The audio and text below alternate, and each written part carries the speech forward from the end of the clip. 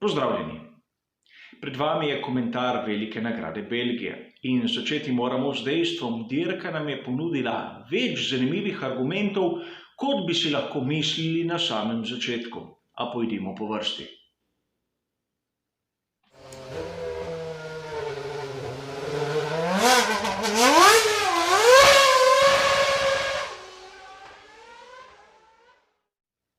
Na začetku se bomo ustavili praktično pri razlogu, zakaj Carlos Sainz mlajši sploh ni začel dirke. Seveda, poročila so različno, omenjeno je bilo v večini primerov, da je šlo za manjše puščanje tam na začetku izpušne cevi. In zakaj je tako manjše puščanje tako pomembno, da Sainz sploh ni začel Velike nagrade Belgije? Zamisliti se moramo, da je turbina gnana s pomočjo izpušnih plinov. Ukolikor izpušna cev pušča pred turbino, seveda pritisk izpušnih plinov nikoli ne bo dovolj visok, da bi poganjal turbino, vsaj ne na tistih obratih, ki so zaželjeni na dirke Formule 1. Zato so McLarena Carlosa Sainza enostavno ustavili še pred začetkom same dirke. A pojdimo naprej na tisto dogajanje na sami dirki, kjer na štartu nismo videli nič posebnega, razen tistega lepega poskusa Daniela Ricciarda. Seveda, poskušal je prehiteti Maxa Verstappena in tu se je videla razlika v bolidih. Videlo se je, da med njima je neka zdrava konkurenca, a videlo se je tudi, da Max zna držati nasprotnike za seboj. Naj vas spomnim, on je začel dirko na pneumatiki medium, medtem ko Daniel Ricciardo na pneumatiki soft, in vem, ne enačim Red Bulla RB16 in Renaulta RS20, a vseeno lepo je bilo videti v tistih fazah neko živo dogajanje. Prvo presenečenje nam je zopet pripravil Antonio Giovinazzi, kot že tolikokrat poprej. In res, tu bom priznal, kot že nikolikokrat poprej, da mi ni simpatičen, da ne vidim nič tako smešnega v teh njegovih manevrih. Ni prvič, da je vplival svojo nespametno vožnjo na potek dirke. Tokrat je malo manjkalo, da jo ni skupil George Russell, kateri se je za nekaj dobrih centimetrov izognil njegovemu odpadlemu kolesu. Šlo je za tipično vozniško napako, še sam je priznal, prebral sem v nekem viru, da mu je šel bolid v oversteer in kaj bi on lahko tam naredil. Ne vem, edini je on, ki se mu kaj takega dogaja, vsaj na Veliki nagradi Belgije je bilo tako. In nato smo videli tisti varnostni avtomobil in seveda množico postankov. Videli smo strateško, da tista strategija začeti na medium in nadaljevati na hard je bila tista prava. Tudi če postanka zaradi varnostnega avtomobila ne bi bilo in bi gledali to situacijo kasneje, bi se stvari izšle. Videli smo na primer pri Perezu, da vztrajanje na pneumatiki soft daleč čez 10. krog na koncu se ni izkazalo kot tista prava zmagovalna rešitev. Perez na koncu je bil 10. Nič boljši, nič slabši od tistega, kar je štartal. Njegov manever mu ni prinesel nobene bistvene prednosti. Še več, bolj se je mogel truditi kot njegov moštveni kolega Stroll, kateri je bil le mesto pred njim, a vseeno dober rezultat za ekipo Racing Point. Seveda, sedaj moramo razumeti, zakaj oba voznika ekipe Mercedes sta s tako lahkoto prišla do dvojne zmage na Veliki nagradi Belgije. Enostavno nista šla na tisti maksimum, vozila sta pravzaprav dovolj hitro, da sta vse ostale konkurente držala v ozadju, in pri vseh ostalih konkurentih tu mislim predvsem na Maxa Verstappena. In treba je dodati, da pri tistem postanku je malo zmanjkalo, da ni prehitel Valtterija Bottasa. In kot je bilo rečeno že v prejšnjih prispevkih, ukolikor ne bi naredili večje ali manjše napake pri Mercedesu, ukolikor ne bi bilo nekih nepredvidljivih zunanjih aktivnosti, težko Max Verstappen, da bi lahko prehitel nekoga izmed tovarniške ekipe Mercedes, in tu mislim na Bottasa. Tako se je tudi zgodilo. Ukolikor Bottas ni napravil napake, Verstappen ni imel možnosti.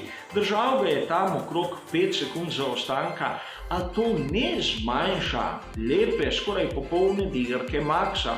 Žal, dirkal je v osami, a moramo mu priznati, da ni napravil napak. Tiste, ki jih končno lahko pohvalim, so pri tovarniški ekipi Renault. Ne samo dobri prosti treningi, ne samo dobre kvalifikacije, končno tudi dobra dirka. Seveda, 4. in 5. mesto se bo lahko kakim navdušencem zdelo, neomembe vredno, a vseeno. Danes, ukolikor kdo izmed prvih 3 nima okvar, je izjemno težko priti na zmagovalni oder. Zato je rezultat tovarniške ekipe Renault dober. Tisti, ki je imel po mojem osebnem mnenju slab rezultat, je pa Alexander Albon.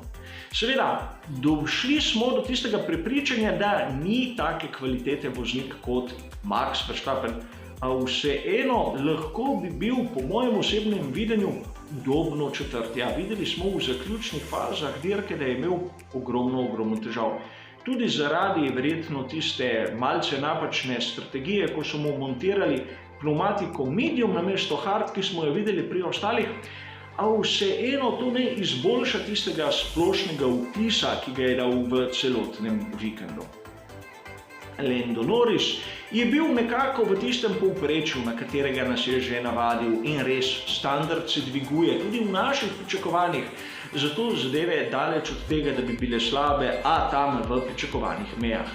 In kot sem že omenil, tudi oba voznika ekipe Racing Point sta dosegla točke. Kar pomeni, da nadaljujeta tisti trend, čeprav na 9. in 10. mestu sta jih pobrala manj, a sta jih pobrala na primer bistveno več kot Ferrari.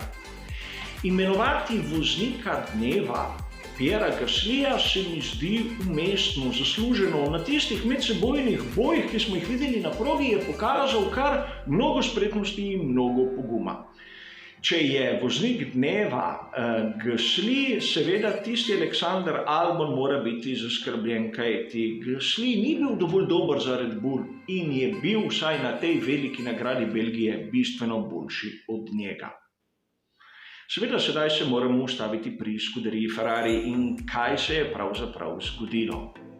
No, mnogi navdušenci navijači so lahko upravičeno razočarani nad izjemno poraznim rezultatom, a tako formo so kazali skozi celotni vikend. Ne vem, kaj so si mislili v boksih napraviti s Charlesom Leclercem, a težava, ki jo je imel s pogonskim sklopom, zgleda, da je bila na tistem pnevmatskem sistemu vračanja ventila motorjev z notranjim izgorevanjem. Ukolikor koga zanima malce bolj podrobno, kako ta stvar deluje, ima bližnjico seveda v opisu. Če pogledamo to fotografijo, katera je bila posneta med njegovim postankom, bomo videli, da na tistem levem boku je mehanik, kateri je pritrdil jeklenko.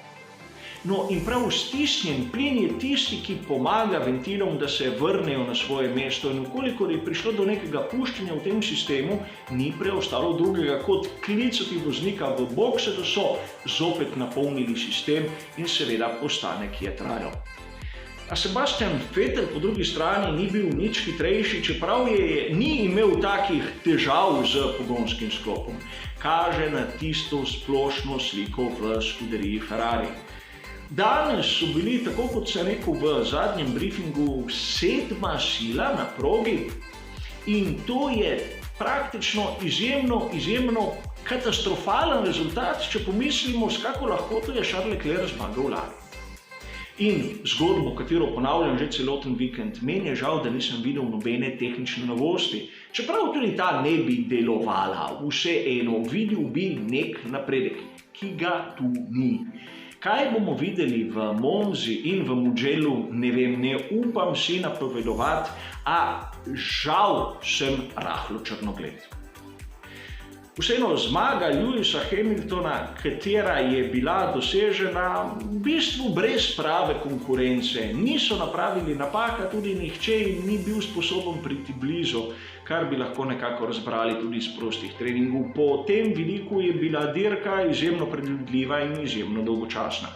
Če pa pogledamo vse tisto, kar smo videli v sredinski skupini bolidov Formule 1, smo imeli pa kar nekaj zadev, katere so nam naredile popoldan izjemno zanimiv, vsaj tako je moje videnje. Seveda odvisno od vsakega navdušenca, kaj je za njega bolj pomembno. Ali samo zmaga in tisti, ki so na zmagovalnem odru, ali celoten potek dirke. Seveda, vsak ima pravico zbrati tisto, kar mu je najbolj všeč. Hvala za vašo pozornost in seveda nasvidenje.